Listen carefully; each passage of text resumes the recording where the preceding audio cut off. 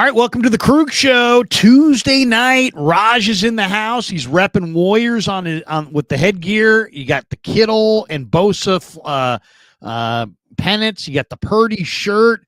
We got the Mancini Sleep World logo up in the top screen. It's the Krug Show, starring Raj. We're talking a lot of draft. Join us right now.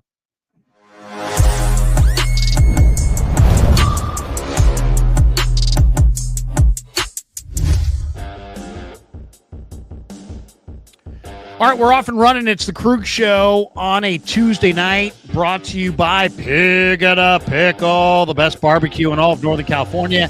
Check them out. They're in Emeryville. They're in Corte Madera. They're open 7 days a week from 11 a.m. till 8 p.m. or until they run out. Pig and a Pickle. Go say hi to Damon and Mary. Get some brisket. Get some brisket chili. Tell them that Krug sent you. We're also brought to you by Sharp Corner Sports Cards and Collectibles, 205 Cypress Avenue in Pacific Grove, California, along the Monterey Peninsula. Anthony Catania is the owner at 831-521-5264. And are you looking to upgrade your sleep? Well, now's the perfect time. Our friends at Mancini Sleep World are kicking off their spring clearance sale starting March 25th. You don't want to miss these deals. Up to 50% off select mattresses, 2 free pillows with any Tempur-Pedic mattress purchase, plus an extra 10% off when you use our exclusive code KRUG10, K-R-U-E-G 10. Mancini's, the spring clearance sale runs from March 25th through April the 28th. So it's just going on for a short while longer. So do not wait. Click the link in the description to shop now and experience better sleep with Mancini Sleep World. Make sure you click inside the description and make sure you use the code KRUG10 to get your discount. Once again, you got to use that code KRUG10, K-R-U-E-G 10 to get 10% off. But man, you go buy a mattress, it could be $5,000. You're going to save $500 just because you're a fan of the Krug Show and you use KRUG10 at the checkout. So thanks to Mancini's for being a proud sponsor of the Krug Show. I spent today in Santa Clara, had a chance to go listen to John Lynch and then little Christian McCaffrey, little Fred Warner down in the Niner media room. Niners getting ready for the draft on Thursday night. 49ers have 11 picks, including the 11th pick overall. It is without a doubt, it is a crucial draft for the 49ers. If they lay an egg, they're probably done. I don't want to be too dramatic, but if they lay an egg, I would say their chances of contending are not good, and the chances of Shanahan and Lynch sticking around forever or long term is not good. If they can get off the canvas and have a big draft, I'm a believer. Now, I don't know if Raj is. We'll ask him right here. But I'm a believer that the 49ers have their destiny in their hand. I'm a believer that what's going to happen this weekend is relevant to 2025 and that the 49ers do have a chance, if they make the right selections, to draft themselves back into the playoffs, into the NFC title mix, and into the Super Bowl mix. I believe it's all there. It's going to take a huge effort. It's not going to be easy. They're going to need some luck, some good fortune, and they're going to have to probably trade back and hit on a volume of picks. But I won't sit here on the 22nd of April and just claim they have no shot. It's all about 26. Maybe that means I'm a dreamer, and if you want to say that, that's fine. Maybe, but the one thing I'll say about this channel, you tune into this channel every night or regularly if you are, and you don't. It's not like some channels. There are some channels you tune in and the host is going to be ripping the Niners. There's other channels you can tune into and that that host will be rim jobbing the Niners. This channel, you don't know, because we call it like we see it. We're straight shooters, and that's what I want this channel to be. So on that note, welcome to the Krug Show. Yeah, a rim job. Did you like that? I liked it. That was a good intro. Good intro. There you go. That might have been your best intro of all time, Larry. That was good.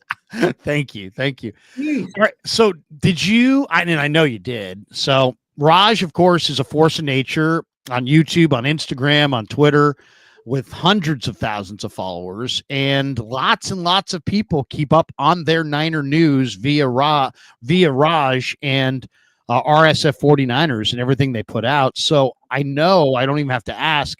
I know you were aware of what went on in Santa Clara today. And before I give you my opinions and my thoughts, I'll throw it to you, Raj. Give me your takeaway. What were your thoughts listening to the various things coming out of Santa Clara today? Yeah, it was an interesting day. First and foremost, it was just exciting to get some actual, real, damn news, because it's been the off season is like fake news, hearsay, this say, that say, smoke season. It's nice to hear some real, actual things coming out. So it was definitely much needed draft. I think it's got everybody excited. Lynch gave us a little bit of tea here and there. Me and you are going to discuss that. I was happy today with what I heard, and I think the one thing that you said is they can, compete this year. They can get into the playoffs if they draft well. I agree. Now, to me, I'm very optimistic with this draft. They can nail it. We all know that all their chips are in this draft, right? They didn't have a huge off season. They didn't really sign big names. They've been trying to shed money. They've been trying to save money so they can extend a couple of players. So I'm all in on this draft, because this is a make or break draft for this team. It's not only just this year, but the future, because they got rid of a lot of players, Larry. And I think all of us know, like, okay, Dre Greenlaw's there. How are you going to replace him? Okay, no more Hufanga. How are you going to replace him? Okay, you don't have Leonard Floyd. You don't have Hargrave. How are you going to replace those guys? And we're looking for this draft. So I was very optimistic today listening to Lynch. And, I'm happy that Brock Purdy reported. I think that was one of my big takeaways was, hey, he's in the middle of a contract extension, but he showed up. So that's the type of guy he is. They're behind him 100%. And despite being in a contract extension or talk, I feel like he's like, okay, I'm still going to come. That shows a lot of leadership for him. And not only that, it shows that he's probably in a good situation with the contract, and it's probably closer to getting done than not getting done. George Kittle, I know he didn't show up, but it's George Kittle. I am not worried at all. Like, if it was anybody else, I might be a little worried. But George Kittle's not the type of guy that I'm worried with these contract extensions. I'm sure he'll, get it done eventually. He's not going to be the type of guy that, does what BA did last year. And, he deserves a little bit of time off. Honestly, if we're being honest, George Kittle, he deserves some time off. This guy's busted his ass off for the team. And you know what? It's probably good for him to get some rest, before the big season. And everybody else, I was happy. And one other big takeaway is, last year, 6 wins, right? I know we just talked about they got to hit the draft. They also got to stay healthy, Larry. The fact that Fred Warner, Christian McCaffrey, Trent Williams are all there and they're all healthy, that's a big key for the 49ers this year. Last year, all their big key players were hurt. Right now, they look rejuvenated. They sound like they're coming, full force. And if those guys can stay healthy, they got a chance, Larry. A lot of stuff to talk about. We got a lot to talk about. We always do, but it seems like tonight we do have even more to talk about. Okay, so let's hit the first stuff. I mean, first of all, Fred talked today, and he's like, "Hey, man, I make a lot of money, and I'm doing really well, and I'm like I'm gonna show up for the OTAs and the offseason program, whether I get this contract done or not. It's like, hey, they're already paying me. It's like they've already paid me."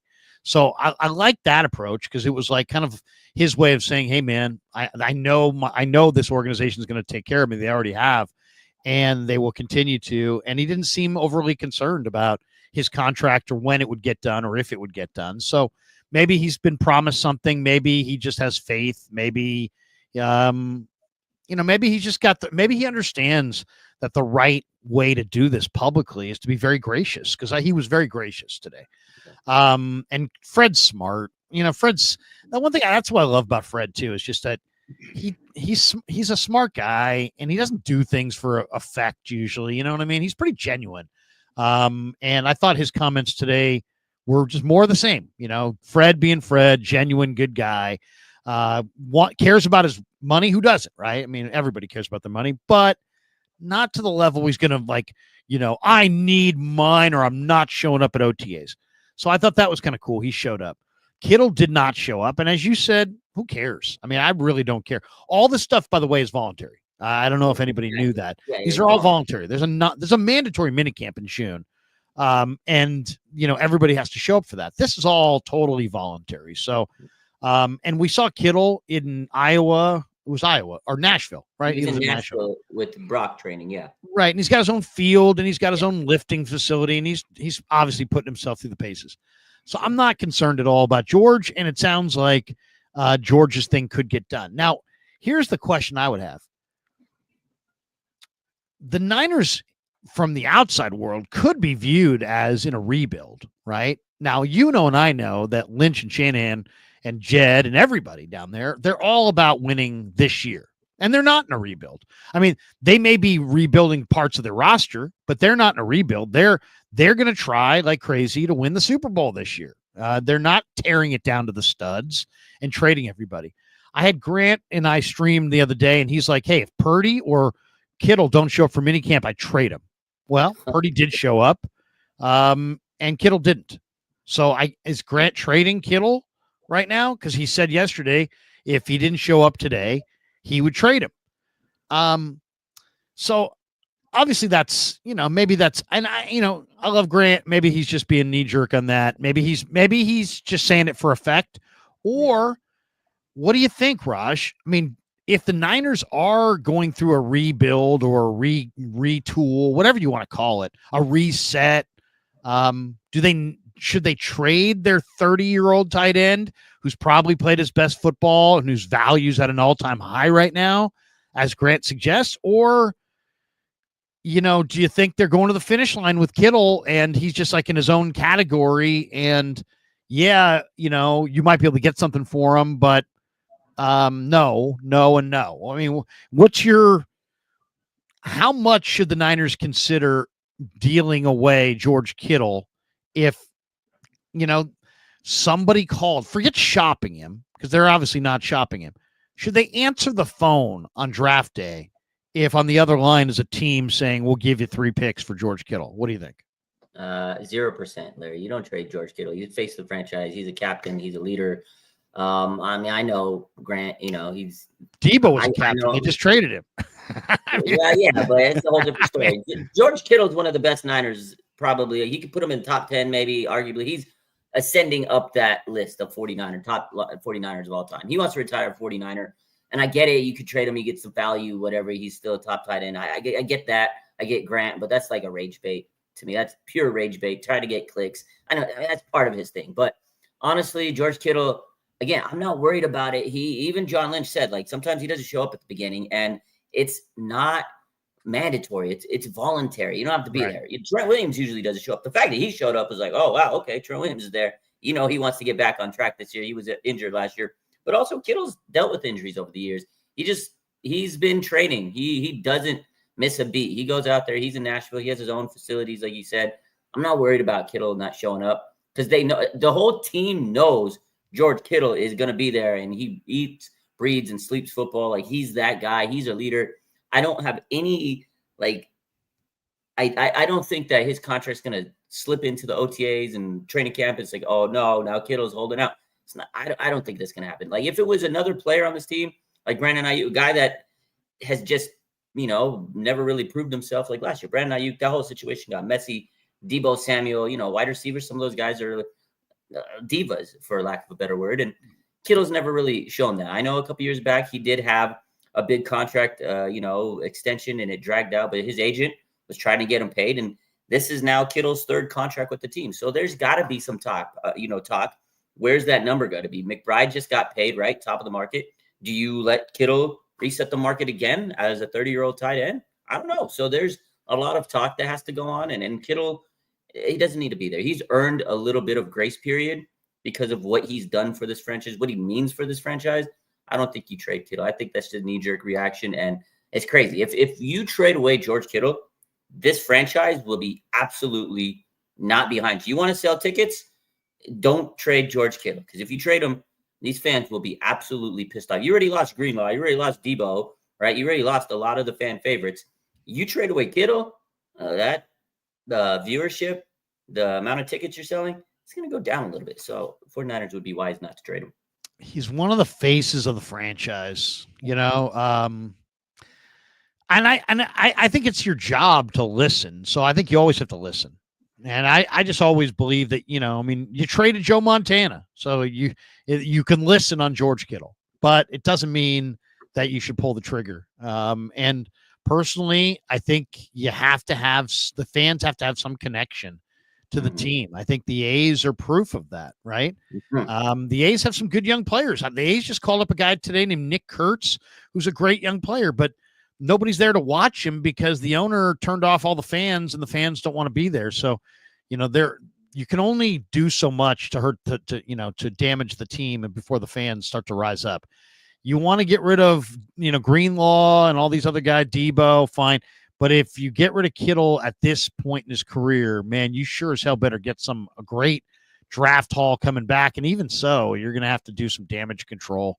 And I just don't think they're going to do it. I agree with you. I just don't. Just because something makes sense on paper doesn't mean that it makes sense in actuality, because in reality, he's the leader in the room. He's the swagger. He's their strut. He's their confidence. If you get rid of him, it's like literally, you're starting new. And I think they want to hit a reset, but short of starting fresh, starting new. Yeah, they're retooling. They're retooling. They're not tearing it to the studs and saying check back in 3 years. They're not doing. I mean, some people say they're doing what the Rams are doing, but I don't necessarily agree with that because I think the Rams went into that going, you know what, we're going to have 2 down years. I don't think the 49ers are saying that internally. I agree. I mean, maybe they are, but I don't think so. I don't think they're going to let that news come out, but I think I think they generally think they could compete. And again, it's not like they have scrubs on this roster. They still have Fred Warner, Kittle, Trent Williams, CMC, Diamond. They still have some really good talent. Last year's young players are going to become probably Pro Bowl type players. Dominic Pooney, right? Renardo Green, Mustafa, they have good players. It's not like they have a scrub team. I don't think that they're going to walk into this season thinking, 6 wins, maybe 7. I don't think so. I think they honestly feel they could win it as long as they draft. And going back to Kittle, someone in the comments that they put it the right way. They said trading away Kittle would be like the Mavericks trading away Luka, like a fan favorite, like a player that you buy the jersey for. You go to this team to watch him play. Luka, that was crazy. And it's hard to recover. As a GM, it would be very difficult for John Lynch to recover if they trade away George Kittle. He's already traded away DeForest Buckner, and he's had to damage control and recover after that. If you trade away DeForest Buckner and George Kittle, John Lynch, I don't want you as a GM. Don't do it. I mean, what's next? You going to close down Santa's workshop and fire all the elves? Might have to at that point. You Keebler elves, get the hell out of here. Get the hell out of here. We're shutting down Santa's workshop. All you guys out of here. You're all evicted. We're getting rid of the Easter bunny next. No, but it does seem a little over the top. I do understand the methodology of, hey, our team's rebuilding. Let's take one of our better players and trade them for a haul. I get that. I understand that. I just don't necessarily think that that's where this team is. I don't think the 49ers are that far away. Now, the Eagles got up off the canvas, got themselves a new OC, got themselves a new DC, made a couple moves in the secondary, and bingo bango, they win the Super Bowl. But they also had a lot more talent going into this year on both the offensive and defensive line. The Niners challenge, I think, is more significant than what the Eagles faced a year ago. So I would push back on the people be like, hey, man, the Eagles did it. Okay. The Eagles did something similar, but they also had far greater depth on both sides of the line and better weapons all ready to roll, where the Niners just said goodbye to Debo. And we don't know if Ayuk's going to play, and Kittle's 30, and Juice is older, and CMC is, body's beat up, and your O-line's not very good, and your D-line has totally been, decimated with defections and injuries and whatnot. And you need to rebuild your linebacking core. The Eagles didn't have this necessarily, but I see what people are saying. Okay. I think probably the biggest happening of the day was Brock Purdy showed up to OTAs without a deal. And John Lynch was asked about it. He said, hey, man, what's your read on Brock showing up? And instead of saying, hey, it's an indication that we're imminent on a contract extension, he didn't say that. He said, that's Brock. He's clear-minded. He's not going to let anything prevent him from doing what he wants, which is basically what he said. That's not an exact quote, but, give me a little little liberty to, because I was writing quickly there. Mhm. But Lynch basically said there have been some progress in the contract talks. There've been some progress in the negotiations between the two sides, but that Brock showing up, shows that that's Brock. And, to me, I think that it's going to be interesting the trying to bring this ship to shore, because I'm sure Brock's agent is probably got mixed feelings about Brock showing up. On one hand, he loves Brock showing up because that's who his client is. His client shows up for work. His client, puts in a honest day's work.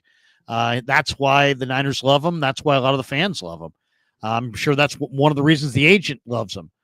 But then on the other hand, Raj, on some level, you're kind of sending a message that you really, really, really, really want to be there. And if the team has that knowledge in their back pocket, do they have the upper hand in the negotiations? What do you think, Raj? What's your read on Purdy showing up today? And did the Niners just by this action of Purdy's gain the upper hand in these negotiations? Because they got a pretty reasonable expectation that their quarterback is not going to want to sit out the mandatory. He's not going to want to sit out phase 3 when they hit the field. He's going to want to be out there, and he's probably going to put some pressure on his agent to bring this ship to shore. And who knows? I mean, his agent may say, Brock, hold steady. And he may say, no, I'm not going. I'm going to be there on day one. Hell, if Mac Jones is going to run my football team. You know what I'm saying? What's your read on Purdy showing up today?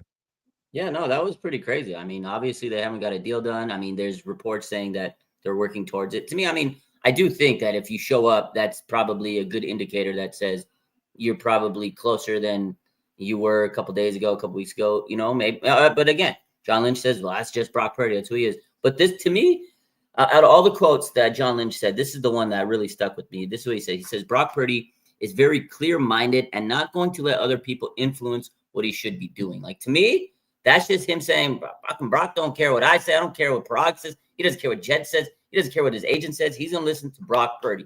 And that's all he's ever listened to is himself. Because he said over the last couple of weeks, there's been some interviews he's had that he said, look, I've been overlooked. I've been, undervalued my whole career. I've had to prove myself. And he says, you know what?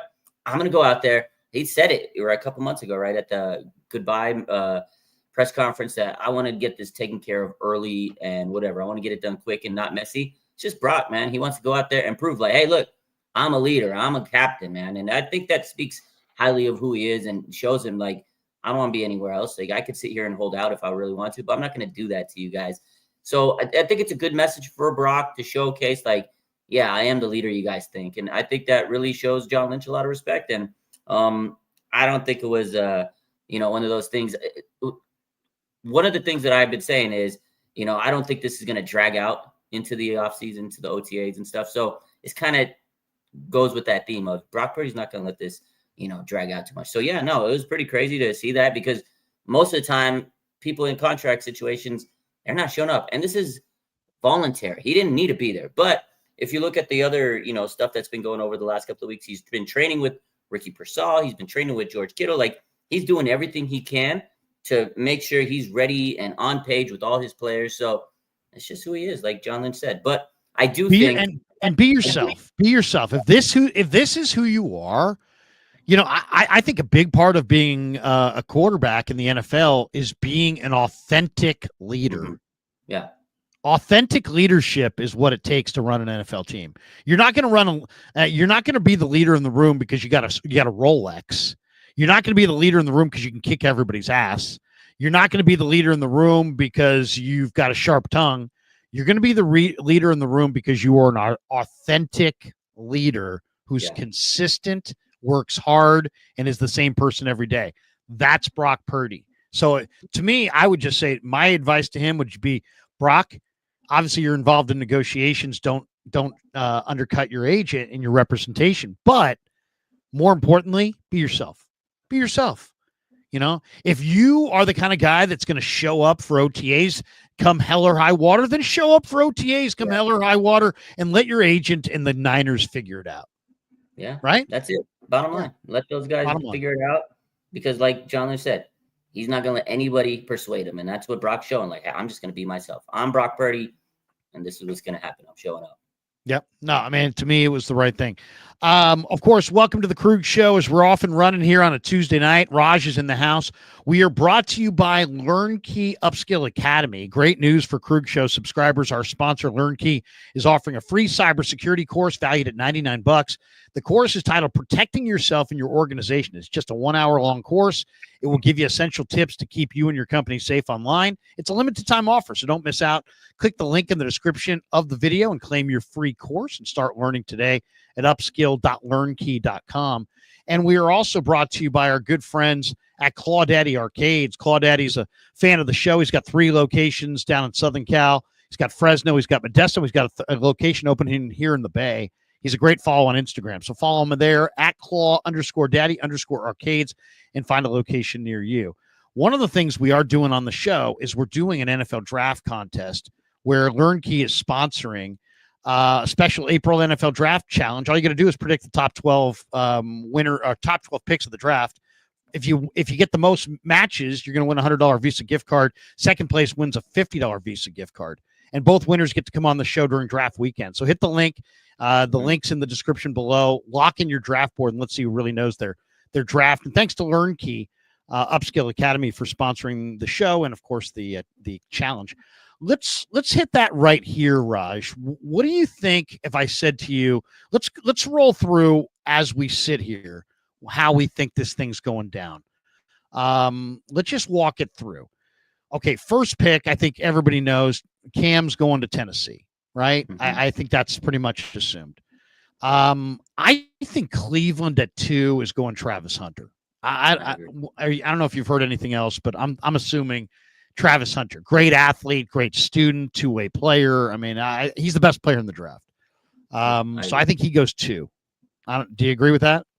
I think there's every indication that he's probably going to go to the Cleveland Browns. Put it this way, I'd be surprised if Travis doesn't go to the Cleveland Browns. So then New York's up 3rd, and I think they're going to go Abdul Carter. They could trade it to somebody else who's going to go Abdul Carter, but I think they're going to go Abdul Carter here. Yeah, I think he goes 3rd. I think he goes 3rd. I think Abdul Carter is just so good off the edge that, it's hard to pass. He's the best edge rusher. I think that's the pick. I think the first 4 are pretty set. I like Will Campbell going forward to New England. I think that makes a lot of sense, helps Drake May. Now, this 5th pick, some people say it's Mason Graham. Some people say it's Ashton Jeanty in front of the Raiders. Woo!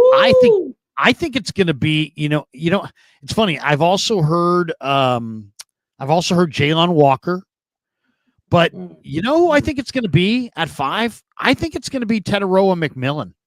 I think it's going to be the Arizona wide receiver, and give Trevor Lawrence another weapon to go with his receiver last year. They drafted a Brian Johnson Jr. or whatever, Brian Johnson, or wasn't it Brian Johnson? Brian Thomas. Yes, Brian Thompson. Thomas? Brian Thompson, right? No, it's not Thompson. It's either I forget, but the former LSU receiver is in Jacksonville. And he's good, but I think they're going Teteroa McMillan at 5. Who do you think Jacksonville? Do they go with Jeanty? They go with Graham? They go with Jalen Walker, or do they go with McMillan? Wow, that's surprising. I don't think they do that, but I think it's Mason Graham. I honestly don't think they'll go any other direction. I think Mason Graham, but I've heard rumors over the last couple of days. Maybe someone's coming up to over the top to take Jeanty. They trade up with them, but I don't think it happens. What John Lynch said today is he doesn't think there's going to be a lot of trade up in the draft, because there's so much depth. There's so much talent like later down in the draft, which tells me that 49ers aren't trading up, which was a rumor last week. I do think they'd trade back, stack up some of that talent, that day 3 talent. But I think the Jacksonville Jaguars are going Mason Graham. I'd be surprised if he does that. Who do you got the Raiders taking at 6? Jeanty. If they don't take Jeanty, I would be super shocked. I think Jeanty's their pick. That's a Raider pick. I think Jeanty's probably their pick too. Then you got the Jets at 7. Do they go Membu? Do they go Tyler Warren? That's a tough one. I think it's Membu. If Membu, the only other team I think takes Membu in that first top 10 would be the the Patriots, but I think they're sold on Will Campbell. He's the most pro-ready tackle. I think the Jets go Membu at that pick. I think it's a safe pick. You need an offensive tackle. You know, you got a new coach. It's a smart pick for him to take. Just take an offensive tackle, stack your line. I think Membu's the pick for the Jets. Yeah, I do too. But I could see Tyler Warren. And then 8, you got Carolina. Now, this is where I think this thing's going to take a twist. I think the Steelers badly want Shador and think he could either go to the Saints or that the Saints could trade back. And I think the Steelers are going to trade up from 21. I think Carolina is really open-minded about trading back. They're really in the midst of a rebuild. I think Carolina would take Jalen Walker if they stay here at 8. But I like the Steelers to trade next year's number 1 to jump from 21 to 8 and take Shador. Wow. I think that could happen. That makes sense because they're not 100% sure if Aaron Rodgers, he's been playing games with them. So if they just want to say, screw it, we'll get a quarterback and maybe go Shador. But I think they're going to go for Dart. I think they're going to try to go Dart. Maybe they don't. Really? Yeah, I think they go Dart. I don't think they trade up, but I see where you're saying because if there is going to be a trade, I think Carolina makes sense because Carolina could use a lot of players. So if there's anybody that's going to trade, I feel Carolina. Although I do think if Tet McMillan isn't drafted already, I think that's the guy that they could take, get Bryce Young another weapon. But I do think ultimately, if they're at that position, I feel like Jalen Walker might be also their pick right there. It's tough. I feel like they could go receiver, they could go defensive player because they got a lot of needs. But ultimately, man, that'd be crazy if they trade it. But I don't know. I think they go Jalen Walker here. I think they go like Jalen to the Saints. Yeah. What Panthers. Or to the Panthers. Okay. Yeah, I think if they stay, I think they take Jalen Walker. I think the Saints at 9 are really interesting. Do they go quarterback? Do they not? I'll tell you the guy that I think is potentially the guy who could be the second quarterback off the board is Milroe, just because he's a great guy. He's a great athlete. He's got a howitzer and he's a 4.3 runner. So there's a lot of like tangible things that you can point to there. And I just think that the scouts or somebody's going to be like, hey, we can coach this guy up. We can turn this guy into something. I mean, 4.3 speed and he's 225 pounds. If you like Anthony Johnson or who's the Colts quarterback? Anthony Richardson. Anthony Richardson. If you like Anthony Richardson, then you probably would like him. If you like somebody who's got a big arm and lots of foot speed, then you might like Milroe because he's got a big arm and lots of foot speed. All right, 10. Who do you think the Bears go with? Do they go with Tyler Warren? Do they? What do the Bears do at 10? Well, before I think the Saints. I think they go Shador. I know everybody's saying. Okay. I think everybody's saying they like Dart. I think that's a smoke screen. I think they go Shador. They got a new head coach, offensive coach. I think he wants to get his quarterback, and I think Shador is going to be the guy. I mean, at this point, he's a flashy guy. New Orleans, you bring the flashback. Dion, I think he goes Shador. 10, Chicago Bears going Tyler Warren. They're going with the jumbo tight end. I was thinking maybe they might go Omarion Hampton. I like that pick. Yeah. The other thing with the Jets, I think there's a chance. Now, we'll see. I think there's a chance that the Jets go Jahdae Barron at 7. Their head coach is a former corner from Texas A&M, and Barron's a great corner, and I know, this guy had Brian Branch. I think he's probably going to look at this guy and say, hey, this guy's Brian Branch. So I think Barron could go 7. And then the question is, would Carolina, Saints, or Bears take Membu? And if not, 100%. You think so? If he's there, they take him because, I mean, the Saints could use an O-lineman. The Bears could definitely use an offensive tackle. And absolutely Carolina can. I don't know if the Bears are going – the Bears already added a new guard and new center. They added 2 new guards and a new center. Yeah. You think they're gonna change out 4/5 of your offensive line? Maybe. Gotta protect Caleb. But that's why out of those three teams, obviously the Bears would be the least likely, but I mean, they're really trying to protect their quarterback. But I do think giving him a weapon like Warren would be, oh man, it'd be fantastic. I think the Bears. I would say the Bears go for Amarion Hampton. I think the Bears really want to help. I think the Bears really badly want to help the quarterback, and their O-line's upgraded. I think they're going to go for the skill position guy. They wanted Genty, but I think they might go for Hampton. And then the Niners at 11. They're going to be staring at. They could be staring at Kelvin Banks, Will Johnson, Colston Loveland, Mikael Williams, Shamar Stewart, Jihad Campbell, Walter Nolan, Mike Green. It kind of opens up here. The more I watch the edge rushers, I mean, the Niners want a guy who can set the edge. It's like, is that Ezeraku? I don't know. Is that James Pierce? I don't know. Is that Mike Green? I don't know. I got a pretty good idea that Mikael Williams can do it. I got a pretty good idea that Shamar Stewart can do it. Yeah. So, I could see it coming down to one of those two guys.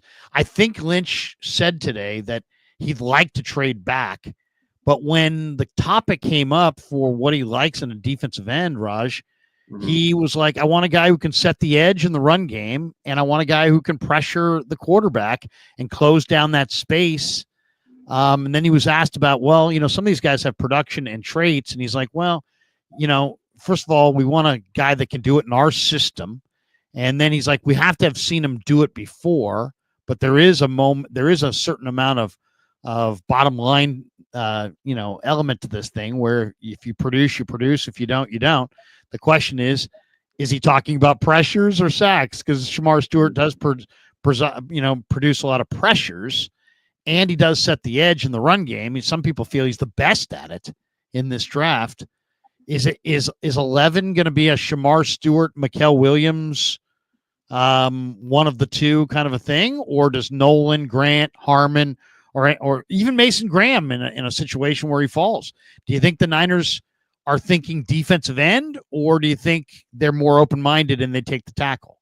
Yeah, man, it's so tough. You can go either way because there's so much talent. That's why I feel like trading back might be the way they go, because they can get two. They can get both, Larry. Why just have one when you can go get the edge and the tackle and call it a day, round one, and be a W of the night and just be happy? So I think they might trade back. But if they don't, I think the pick that they make is Walter Nolan. And that's crazy because we're sitting here talking about edge and how they want to, set the edge, pressure. And then he says, you always struggle when you project too much. Sometimes the college production doesn't lie.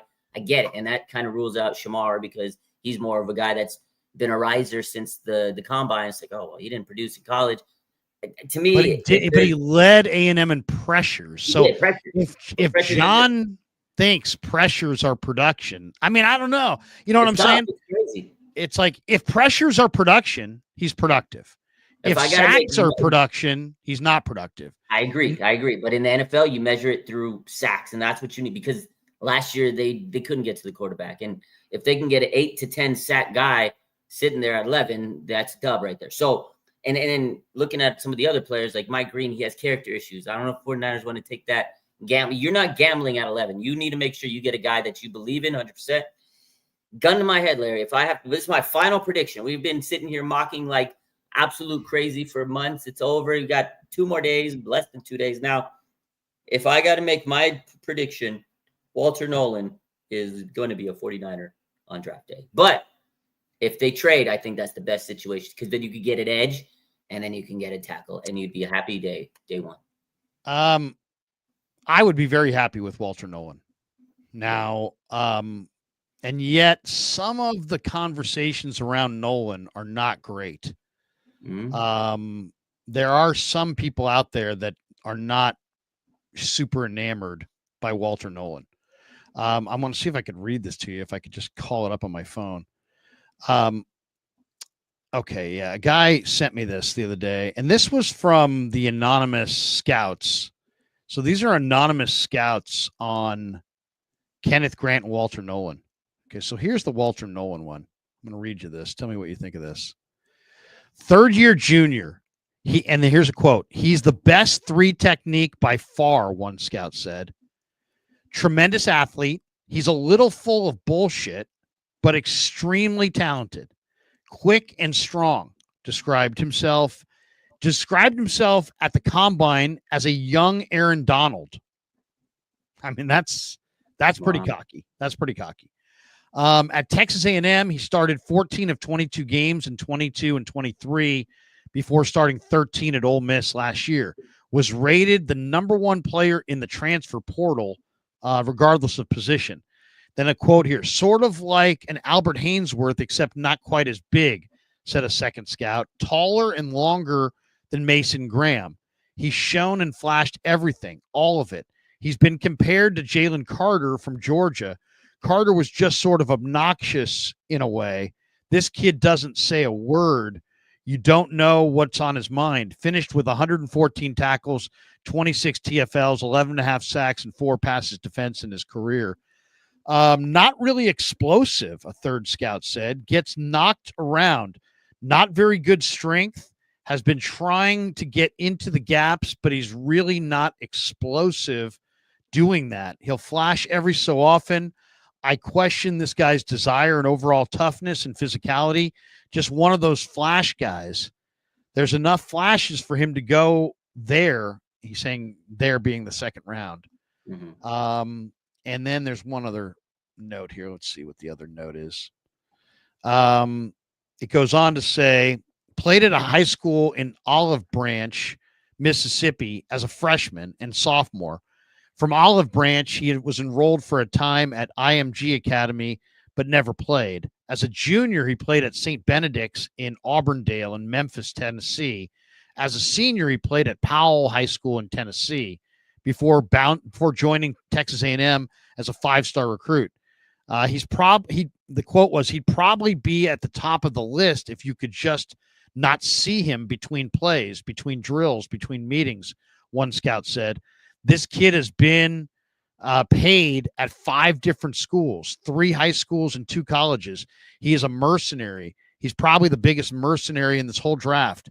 He's followed the money everywhere, but yet is very quiet and shy. You would think totally disinterested. You wouldn't think he's hearing a word the coaches are saying to him. But when the ball is snapped for 4 seconds at a time, he's really talented, really gifted. He's explosive, good with his hands, gives effort.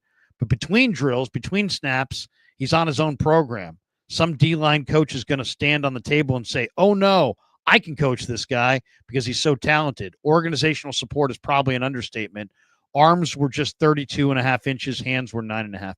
So there you go. Well, after hearing some of that, and that's from anonymous scouts, does that, you just go par for the course? That's all right? Or does that concern you? It doesn't really concern me because everybody's got to stay stuck. Everybody's got something. Everybody's got something to say. There's been players that have been Hall of Famers that have been doubted on draft. Like, you're going to have negative and positive criticism. But I will say this, based on the draft and this year's talent pool, I know a lot of people are kind of saying, no, don't take Nolan because it's kind of a reach there. You can get a defensive tackle later at 43, which makes sense. So if they take edge, I wouldn't be surprised. But I just feel, I don't know, Robert Salah, I think he's going to want a defensive tackle. I mean, that DT room right now is pretty thin, but I know so is edge. So you can't really go wrong either way. And they've said it many years, a good edge rusher is hard to find. So I think, either way makes sense. I just have this gut feeling it's going to be Nolan, but I wouldn't be surprised if it's Shemar Stewart. And, you get an edge rusher, you can get a defensive tackle in round 2. But at the end of the day, someone in the comments said, no matter what, Niner fans are going to be unhappy. Either way. There's nobody. We're not going to know one way or another if it's a good pick for a while. In ESPN's NFL Nation mock draft, Nick Wagner selected Mikael Williams at number 11. So I would say that's a slam dunk. That means that Mikael Williams will not be the pick.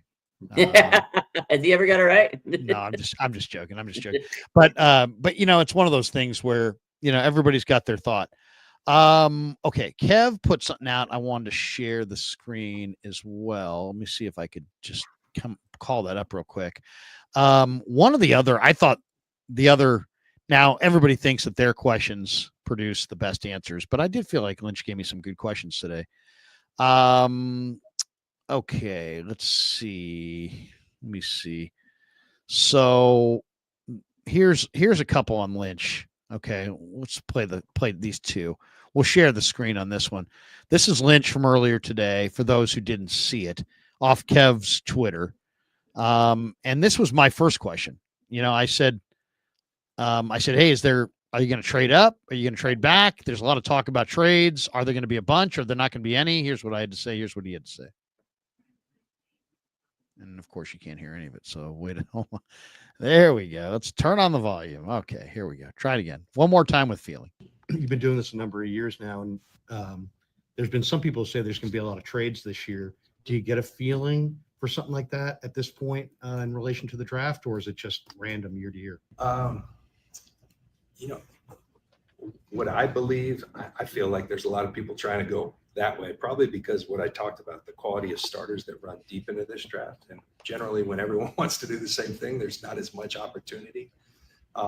So I think early in the draft, that's what I feel. A lot of people are going to end up staying put because everyone's trying to do the same thing. I think every time we say that, somebody throws a wrench in it, and then it's kind of a free for all. So John Madden, at Fox, one of the things they used to say, you do all this pre-produced stuff, and Madden used to, what happens when a game breaks out, and I think it's the same thing with the draft. You can have all the plans in the world, but a draft is going to break out. A bunch of different things are going to happen, and we'll see what happens. But my inclination is, at least in the first round, I think a lot of people are probably going to try, but when everyone's trying to do the same thing, there's not much opportunity to do so. I thought that was a pretty candid answer, Raj, about, trading up, trading back. But you know what? I think John really, I think he really hit it perfectly. There's going to be at some point in the first round, and probably right before the Niners. Like when I say right before, let's say 3 or 4 picks. I think there's going to be the dam's going to break, and there's going to be a bunch of trades, teams trading up for quarterbacks, because you got the Saints sitting there at 9, yeah. And you have, the Giants trying to trade back, but they're probably not going to go quarterback, so they're going to try to trade back into the draft on the back end. So, and you got Pittsburgh at 21. I really think that Mike Tomlin is starting to feel some pressure. So I think they're really badly want to get their guy. So I think whenever the quarterback number 2 goes, I think you could see a couple of trades right there, because I think there'll be as soon as either Milroe or Dart or Shador goes, I think the teams that need quarterbacks are going to be like, oh, we can't mess around. Can't mess around. We got to trade up. So, yeah, and it could be right in front of the 49ers. If the Saints go with Shador and suddenly, the Niners are sitting there 2 picks later at 11, you might have Pittsburgh calling you. Now, would you move back to 21 with Pittsburgh? Is that too far to move back in your mind? Or, we don't know who's going to be there at 21, but there's a lot of talk that Pittsburgh may use their first round pick in 2026 to get up. If you're John Lynch and you're trying to kind of win the draft and show everybody what a great job you're doing, if you could move back from 11 to 21 and get Walter Nolan, a guy that lots and lots and lots of people are mocking to you at 11, and you could steal the Steelers' 26 first round pick, I kind of think that is the win. That's the move that, at the end of the draft, people are like, oh, well, John Lynch is one of the big winners. He got the Steelers' number 1 pick. He got the player that he wanted, and he still got, 15 players in the draft. You know what I mean? So what do you think of that? Would you trade back to 21 if you could get the Steelers 26 first? That would be a heck of a haul. Honestly, if that was the move, definitely would be a dub. Because you could still probably get, a Harmon or a Nolan or somebody at 21. You might be able to get the guy that you thought you were going to get 11. So that'd be a huge win. And then you can probably get another guy, in that first round maybe, or a second round, a higher pick. You definitely, again, you need players that can contribute right away. And the more blue chippers you get, the better. Honestly, at the end of the day, I don't necessarily mind who they get, as long as it's going to be a prime time player, a guy that's going to be able to come in and compete. So I do think they'd be able to trade back. It's going to be interesting to see what Lynch's strategy is, because he's traded back many times in the draft. So I could see it. I don't think 21's too far. But it just has to be. They just have to know that they can get the guy they want, right? Because they said they have 20 guys with the first round grade right now. So Right. if one of those guys is still there and they think they could get him, 100% you pull the trigger. But regardless of how it goes, you have to make sure that whoever you get in these first two picks, they're going to contribute and become starter. Because again, we're bleak on that D line. We're bleak, at that depth position, at the edge and defensive tackle. So you need to make sure you get guys that are going to come in and be a force. So this is my second question, Raj. This was the other question I asked him, and he just talked about how much, they love Brock and this and that. And then I threw this one at him. And I guess if we could hear it, it would be good. All right, there we go. Try it again. One more time with feeling. Here we go. John, he is your starting quarterback, and some players have insight in personnel, some don't. Does a guy like Brock want to take a look at some tight ends or some receivers? Does he have opinions about these guys? Usually about year 6 or 7. He's not yet. But I think Brock, he does have opinions. That generally comes more with he and Kyle when they're probably on the pro players. He hasn't got into the college stuff. I know he's very high on Iowa State guys. There's a few good ones this year. They do a great job. What a program! I mean, they just find a bunch of 3 stars. They don't really go after Matt Campbell and those guys do a tremendous job. So, you know what you get when you get an Iowa State player. Brock has shown us that. There's some other guys in this draft that kind of are representative of that. So he started talking about Iowa State guys. Brock, and I'll see if I can call it up here. Brock Raj had a cut there was a quote the other day where he basically was like, hey, he really likes Jalen Noel. And was very strong in his I love Jalen Noel. What do you think? I mean, to the point where if it came right down to it, you know what? If Brock Purdy has a receiver that he wants to throw to, I kind of think if I'm the 49ers, I may want to listen. That's something, I know Jalen Noel's 5'10", but Jalen Noel is a really good football player. And if Brock Purdy wants Jalen Noel and I'm John Lynch, I think I might get him Jalen Noel. The kid had 23 reps of 225. Kenneth Grant had 26.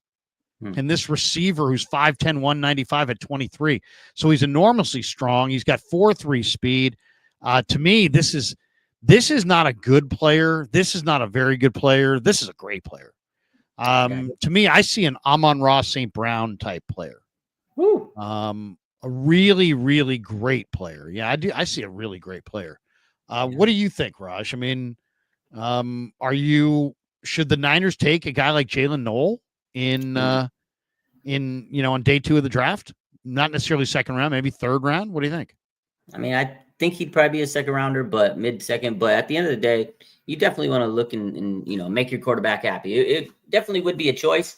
You get a guy that your quarterback's already has some chemistry with. It wouldn't hurt the team. Obviously, I think it'd be a pick. There's going to be a receiver they're going to get, but I feel like yes, good player, good pick. But if it comes before somebody that's more of a pressing need, offensive line, defensive lineman, something like that, then I don't know if I'd really want that pick. I know I get it. He's going to have a good chemistry with Purdy, but I think he could build chemistry with other players that they draft. I think there's a bevy of wide receivers. This guy could be, like you say, he could be an Amon-Ra guy, and I think that'd be great to pair him with, his former quarterback. Definitely be great, but it just really depends on where they're going with the draft. And I wouldn't take him over if they have like an absolute pressing and you are staring at a starting guard, right? Because they need a guard, right? Aaron Banks is gone and we don't know who the heck's going to be that left guard.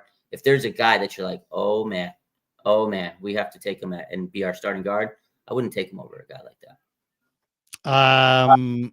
But you'd have interest, just not if there's a more pressing guy on the pressing guy, like what's your guy, Tyler Booker, right? That's your guy, Tyler Booker. If he's there, I don't want to take him over Booker. You don't want to take him over Booker. I wouldn't take him over Booker either, but I will say this, even though he's a 5'10" receiver, if I could get this player, I absolutely would. Okay, CMC gave us an update today. Said that if the season started today, he's a full go. Full go. How important is running back, Raj, in this draft process for the 49ers? How bad, in your mind, do the 49ers need to come out of this thing with a brand new running back? It's a very good running back draft, but what do you think? Do they have to get a running back here? What's your thought on the running back position?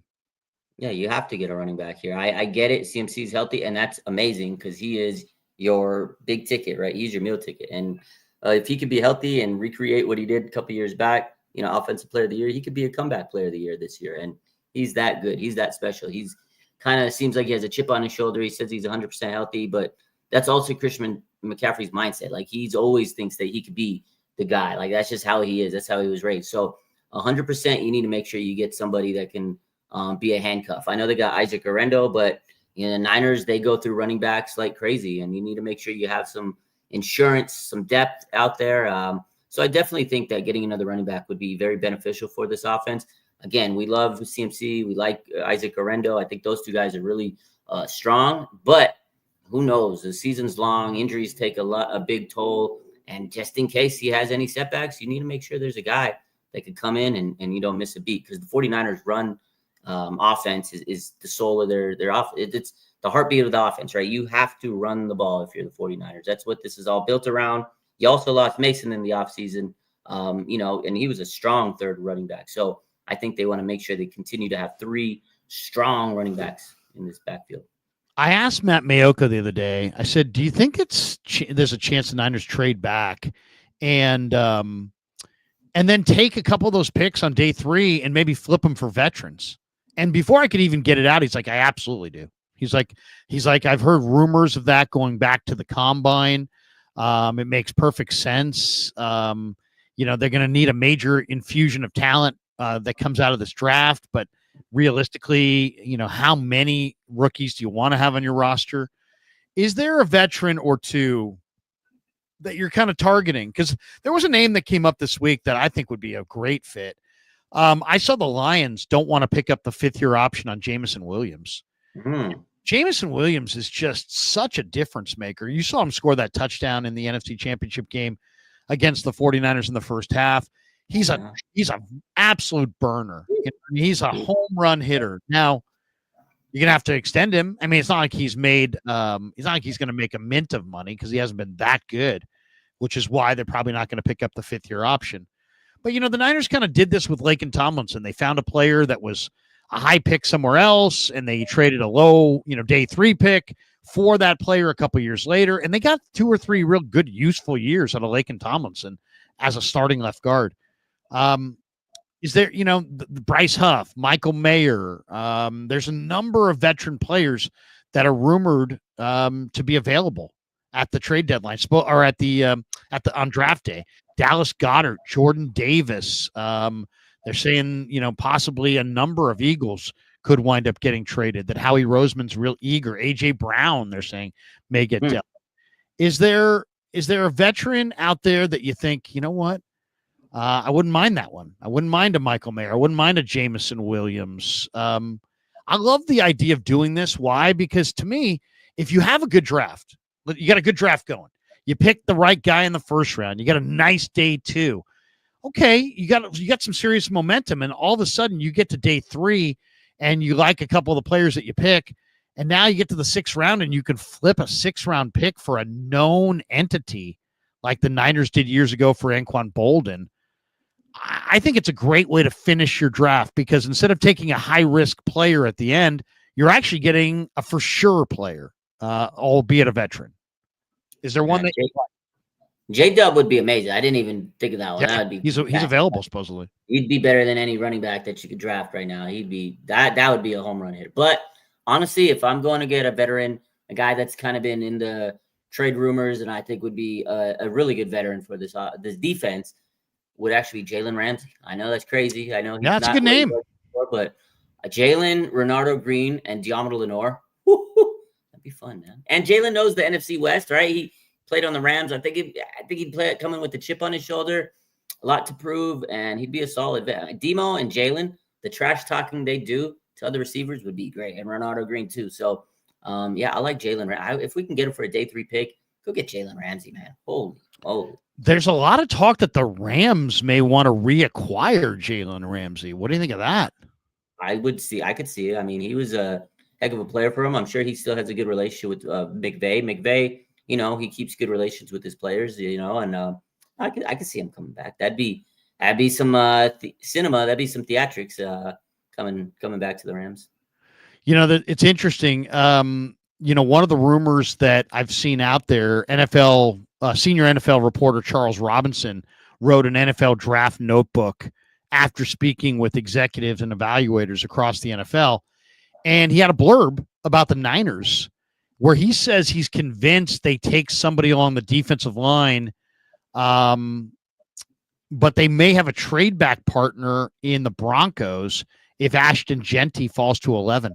Here's the quote. He says, I think the San Francisco 49ers have been pounding high-end defensive line edge players in their pre-draft work, and it became obvious to a lot of teams to the point that I'm now convinced they are taking a defensive line or an edge player at number 11 overall. He says, I will leave open the door for a trade back. I don't think there's much appetite for a move to 11 right now from other teams. But if Ashton Jeanty somehow gets to that spot, I would peg the Denver Broncos as a caller to move into that spot. Robinson also listed Jeanty as a possibility for the Saints earlier. So that's interesting. So he could go to the Saints, but Denver picks 20th overall. And so they would probably have to give up a lot of draft capital to move to number 11.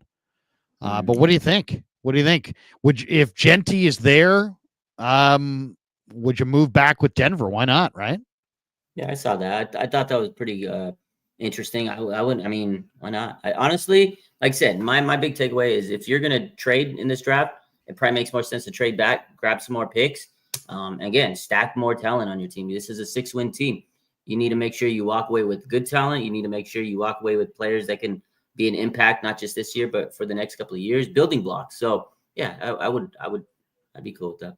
Is there any player, Raj, that that you've looked at, and I know you're not necessarily a scout or that you're in the know, but you don't necessarily crunch these guys to every last degree. But is there somebody that you've just gotten a bad vibe about, and you're like, you know what, all things being equal, I'd rather see the Niners steer clear of this particular player?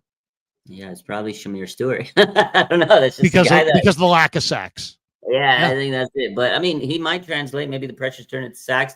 And then the offensive tackle from Texas, Kelvin Banks, like I don't know. I'm not. We talked about him last week. I don't know. I don't know if he's gonna be that guy. Did I tell you what Dane Brugler said when I asked him this weekend about Kelvin Banks, about what people have said about him? Mm-hmm. He said that some of his position coaches have said, yeah, you'll love this guy. He fails slowly. He loses slowly.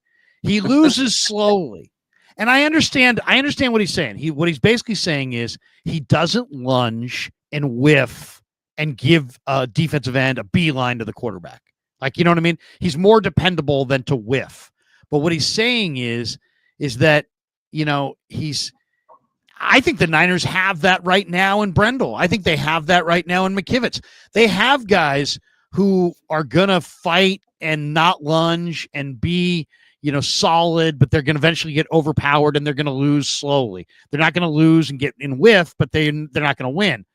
I mean, when I saw that, that's a last description I want to hear for a guy that I invest a first-round pick in. He's going to lose slowly. I mean, is there, I mean, that might be the worst comment I think I've ever heard from a scout. He loses slowly. That's not what you want to hear. I mean, at the end of the day, it's like going bankrupt slowly. Offensive lineman, though. I mean, he fits in, like you say, that's what Brendel does and all this, but that's not a good thing. We want to upgrade. I mean, I don't know. I just get weird vibes from him. I've seen him get dog walked, against bigger competition in college. I don't know. I could be wrong 100%. Like I said, I'm not, film guru. I try to stay up on things, but I don't know. I just get a weird vibe from him. I'd steer clear. I would too. Okay. One last one that I want to throw your way. today was an interesting day on a lot of fronts. One, the I thought one of the interesting lines is John was talking about their process. And he's like, he was asked about the draft. He's like, we go through our process. He says, we're a well-oiled machine at this point. He said it starts with the scouts and what they do in May, then the coaches and the medical evals and the research and development and the analytics people. And he's like, he's like, I'm really proud. It's a collective effort. And then he went on to say, when we do things, when we're doing the draft well, he's like, what we do is we build consensus. And when we build consensus, we usually make our better draft choices. And when we don't build consensus, we don't.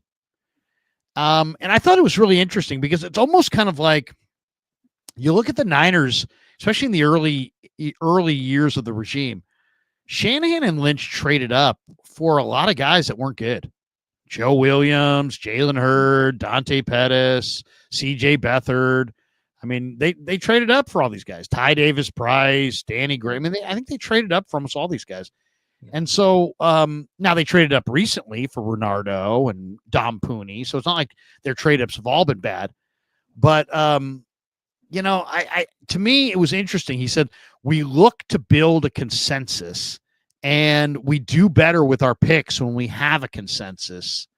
What's your takeaway on that? It almost seems like maybe Shanahan, who's a really good play caller, really good offensive coach, maybe does not have the greatest personnel vibe or feel.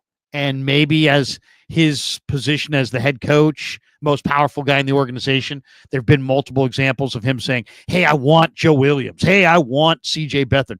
Hey, get me, Jalen Hurd. Get me Dante Pettis. And it sounds like when they do that, their failure rate is through the roof. Yeah. And that if when they build consensus with their scouts, their coaches, their doctors, their research and development people, their analytics people, when they actually do have a consensus, according to Lynch, that's when they do their best drafting. In some ways, I kind of feel it's a statement about the impulsive nature and maybe not the greatest personnel chops of Kyle Shanahan. I don't know. Maybe what's your read on his comments today? Because I thought that was interesting. He's like, we're really proud. He says it's a collective effort. It's a true organizational deal. But he's like, we look to build a consensus. And when we have, we've done much better than when we haven't. Yeah, no, I mean, if you look at the team when they first came in, I mean, obviously you had Lynch and Shanahan. They were very young in terms of their experience, right? John Lynch, this is his first GM job. Now this is his 9th draft. Shanahan, right? This is his 9th year as the coach. And I think early on, they said, okay, this is my pick, this is your pick. It's my pick, this is your pick. And I think over the years, also Adam Peters was there and he had a lot of input. We knew how, he was a big time guy that drafted, George Kittle and some of these later round picks. But I think over the years, they did learn that said, hey, maybe more heads is better than one or two. So I think over the years, they've definitely made a consensus of getting a better scouting department. And you look at the draft last year, there was other people that had more say into the draft. And I think this year, now you got Robert Saleh. He was a head coach, right? He left, he came back. I'm pretty sure that he has a lot of emphasis on this draft, and they're going to consult with him like, hey, this is your defense. Who do you want to be the anchor? Who do you want to be an edge on the opposite side of Bosa? Who do you want as a defensive tackle? I think Chris Cassert, that's part of his defensive team. Gus Edwards, he's a consultant they brought in, a defensive assistant. And I think, at the end of the day, Gus Bradley. Bradley. I think those are the guys that, you're going to have to really go in to war with these. These are the coaches. These are players they're going to be coaching. And then, their new special teams coordinator they brought in. So, like, all these guys, I think, have a say. Maybe one guy has more than the other, obviously. But I think that's what they need to do because you brought in these coaches. You brought in these scouts.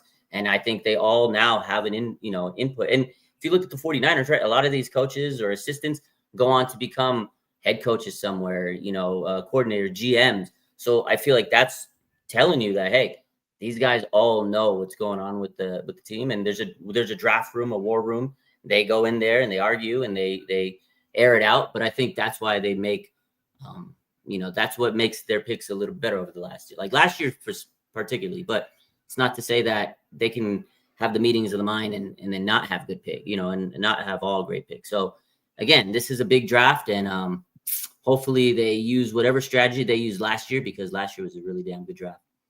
Two last thoughts. Are you a believer in Shedeur Sanders or not? You know what? Honestly, I am. I know a lot of people aren't. I like Shedeur. Bottom line, yeah, I like Shedeur. I think It's interesting because we're in this season where things that are said right now could be said by people who love Shedeur who want him to fall, or they could be said by people who are being honest and have no vested interest in Shedeur's draft status. This is interesting. This is from NFL Rumors column. An NFL assistant coach on Colorado's quarterback, Shedeur Sanders. The worst formal interview I've ever been in my life. He's so entitled. He takes unnecessary sacks. He never plays on time. He has horrible body language. He blames teammates. But the biggest thing, he's not that good. Wow. It's funny because Mel Kiper, who's he is the face of the NFL draft, compares this kid to Joe Montana. And it's like, Mel, I mean, that is a big, big, big swing to compare this kid to Joe Montana. I only saw him a couple times this year. I didn't study him, but I don't think he's very good. I don't think there's mobility. I don't think there's arm strength. I don't see there any kind of consistency or processing. His accuracy is really good. He can throw from a bunch of arm angles. His short to intermediate accuracy is really good. I don't see the arm strength to drive it down the field. I don't see the stature. He can't run at all. So I really think he's a bust. I'll take day 3 quarterbacks over all these second tier guys. Give me Riley Leonard. Give me Kyle McCord. I'll tell you this. I love this kid, Seth Hennigan. If you can go watch one player, go watch Memphis's quarterback, Seth Hennigan. He's going to be a day 3 quarterback. Raj, he's got a photographic memory, and he's deadly accurate. Deadly accurate. All right, last topic. Davante Adams. Came out today that Davante Adams disclosed that the Niners made an offer, and it was kind of a lowball offer. And, of course, the Jets released him. He ultimately signed a 2-year, $46 million deal with the Rams, choosing to stay near his hometown, but not, if East Palo Alto. He's from East Palo Alto, but he didn't come back to the Niners. The Niners' approach, described by Adams as wholesale rather than retail pricing, has sparked debate over, the strategy. Some are arguing the Niners should have matched that Adams' market value. Others see the move as a calculated financial decision. What did you think with Davante Adams told Mike Silver that the Niners pursued him in free agency, but they tried to lowball him? It's funny. John Lynch was asked about it today. He's like, I didn't say that. He's like, Kyle said it. He's like, no, Kyle doesn't talk to agents. Yeah. So it's funny. It's like, Lynch said that he didn't say it, and that Shanahan didn't say it. But you know what? I don't really find that to be that offensive. The Niners are going through a rebuild, and the Niners have a stated goal. We want to get younger, cheaper, and faster. And Davante Adams isn't younger, cheaper, or faster.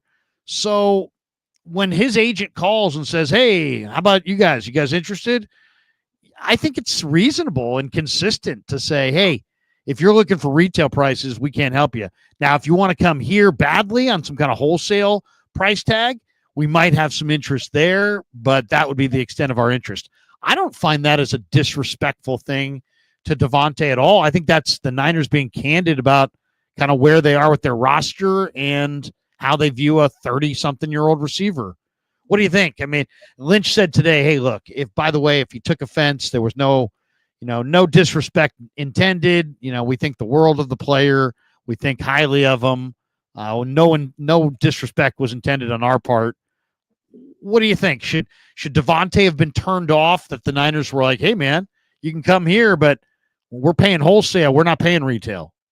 I mean, I don't think he should. He's not Davante Adams from Green Bay anymore. I mean, he's still the name. I get it. He's, Davante Adams. He's a hell of a player. He can still run great routes. I think the Rams are a good position for him, right? You got a good quarterback and Stafford who could throw the ball deep, and, he's got Puka, take some pressure off of him. I think this is probably the best landing spot for him, but who the hell wants to pay for an older washed-up receiver? I'm not going to lie to you.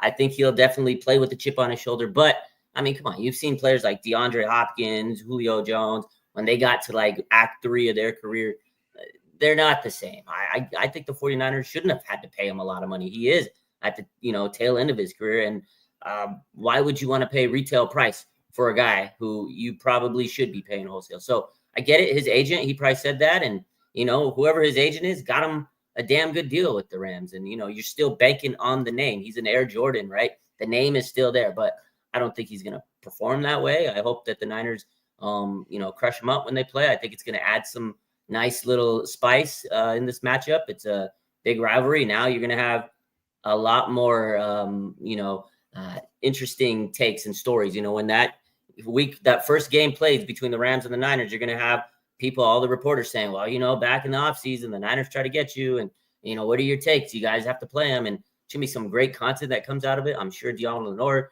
is going to say a couple of things here and there before the matchup. But, Davante Adams at this point in his career, I wouldn't pay him retail value either. So I think the Niners did good. And John Lynch, like he said, he cleared it up and he said, hey, look, man, no disrespect, good player. We still got to look out for him. But the hell's paying Davante Adams prime money at this point in his career?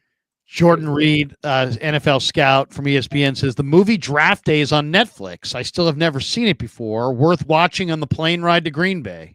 Absolutely. Is Draft Day worth watching? Yeah. You never seen Draft Day? Come on, man. No, I've seen it. I've seen it a bunch. I enjoy it. I actually enjoy it. I think I'd rather watch Draft Day than Moneyball. Let's just say that.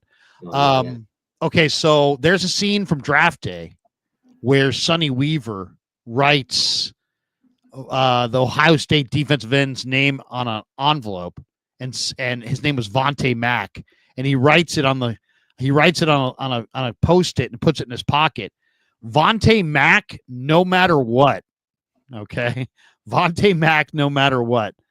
I laugh about it because I don't know what year that movie came out, but I do remember Damon Bruce and I sitting in the Harbaugh years in the war room, across from the war room on draft night, the night that A.J. Jenkins got taken by the Niners. Oh, my God. And Trent Baalke told me and Damon on radio, live radio, guys, I don't like to divulge this, but I'm feeling pretty frisky, and I'm going to throw this one out.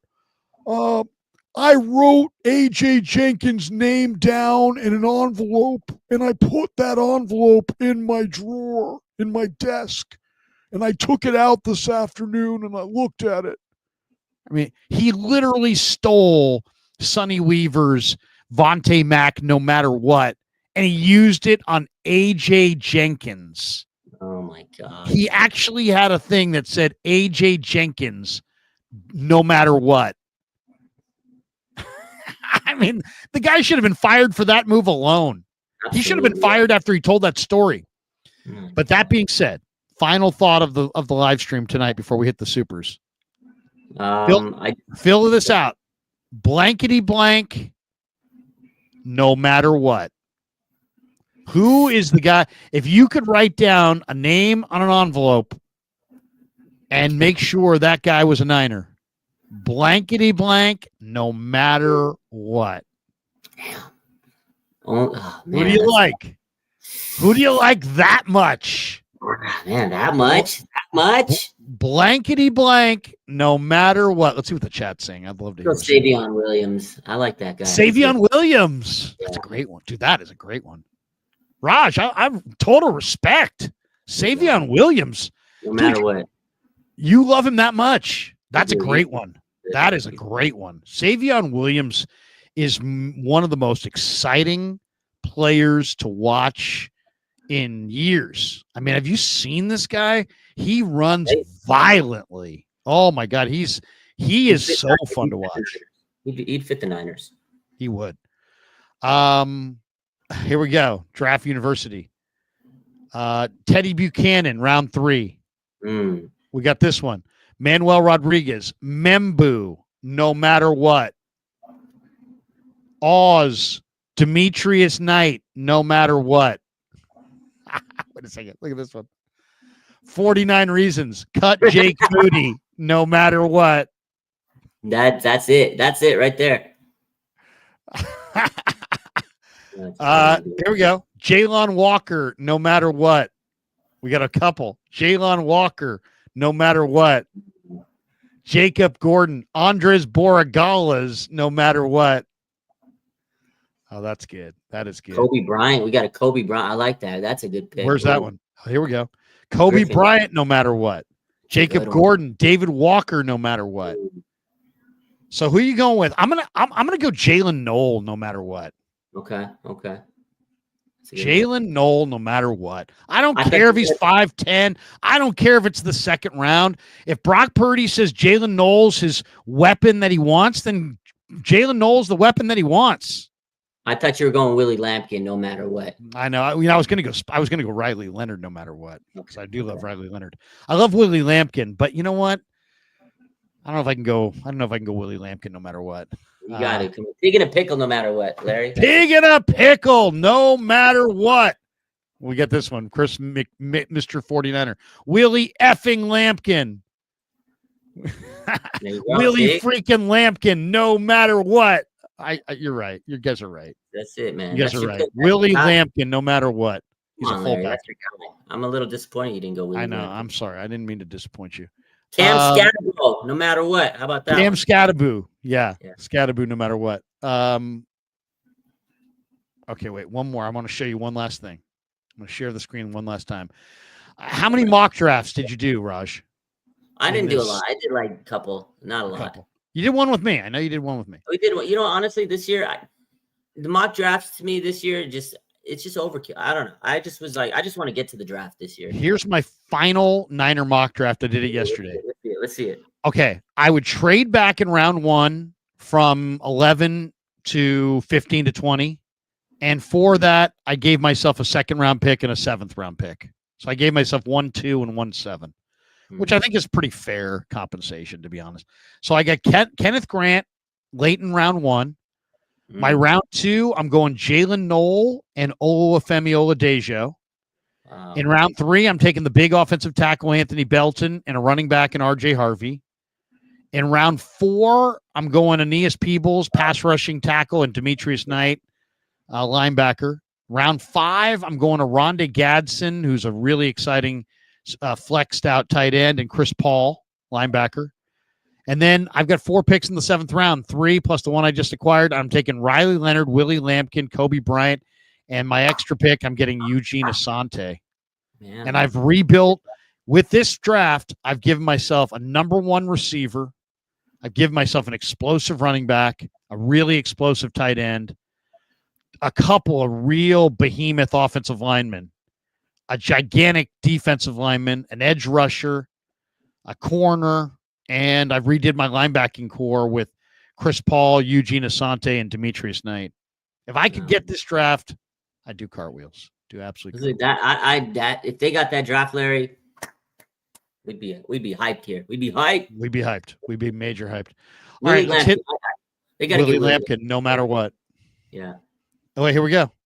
Femi Oladejo, no matter what. Lampkin, big neck, no matter what.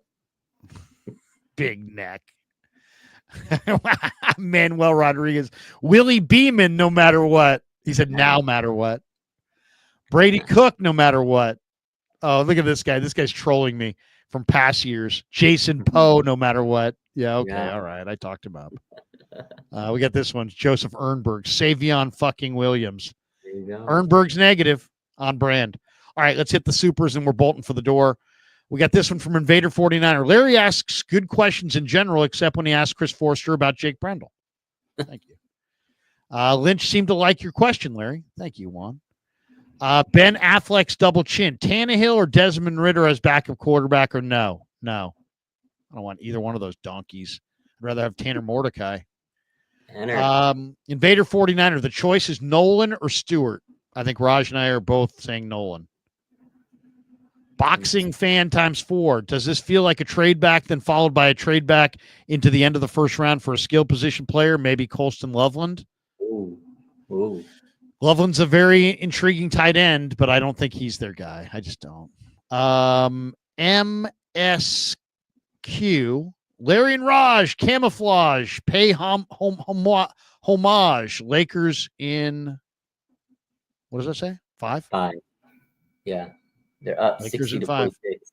Lakers and Clippers both lost last night. James Foster, Buffalo has 30, 56, and 62. Very intriguing. Yeah, 30 is a little deep. I got to be honest. But if I thought I could get Kenneth Grant, Milwaukee is just destroying the Giants, by the way. They're up 11-1, 2-run shot into the pen for Bowers. So 11-1 Milwaukee. But yeah, Buffalo's got 30, 56, and 62. I would be intrigued by that, but I'd have to feel like I could get at 30 somebody like a Kenneth Grant or a Walter Nolan, or, I got to feel good about what I'm getting at 30. M squared, all I'll say is this: Purdy, CMC, Juice, Ayuk, once healthy, JJ Pearsall, Kittle, Trent, Pooney, Bosa, Warner, Lenore, Green, Mustafa, a head coach on OD, special teams, John Lynch, and 11 picks. It's a lot. Squeezing a lot in there. James Foster, Krug, like a timeshare guy. Just one more thing, Raj, and then we'll get you out of here. Sorry about that. You're right. You're good. You're right. Well, the worst thing about a timeshare is actually trying to get rid of it. No, it's the worst. Yeah, don't get one. Don't ever get a timeshare. Don't ever get it. No matter how good it sounds, no matter how much you think you'll use it, don't do it. Don't do it. Don't go to Wyndham. They'll suck you in. You'll never leave that place. Do not go timeshare. There you go. All right, that's going to do it for us tonight. Raj, what do you got cooking tomorrow? What's going on the Raj channel? I mean, we got the draft approaching. Tomorrow's the day before the draft. What do you got cooking?